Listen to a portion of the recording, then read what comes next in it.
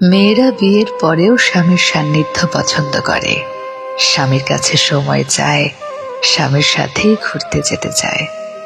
তাদের কাছে স্বামীরা কখনো পুরনো হয় না, বাড়িতে স্বামীদের পরিপাটি হয়ে থাকা লাগে না। বৌদির সেসব নিয়ে মাথা ব্যথাও নেই। তারা শুধু চায় হাত থেকে ফোনটা সরিয়ে স্বামী যেন তাকে সময় দেয়, তার কথা শোনে কিংবা তাকে কিছু বলে।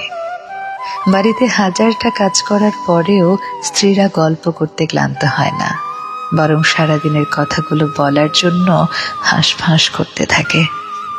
তাদের শুয়ে পড়লেই ঘুম চলে আসে না, বরং ঘুমন্ত স্বামীর দিকে চাতক পাখির মতো তাকিয়ে থাকে।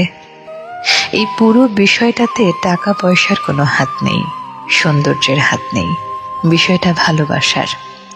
স্বামী সুন্দর কিংবা অসুন্দর, টাকাওয়ালা কিংবা গরিব, পুরনো কিংবা নতুন, এইসব সত্যিই কোনো ম্যাটার করে না। তারা শুধু ভালোবাসার মানুষটাকেই ভালোবাসে।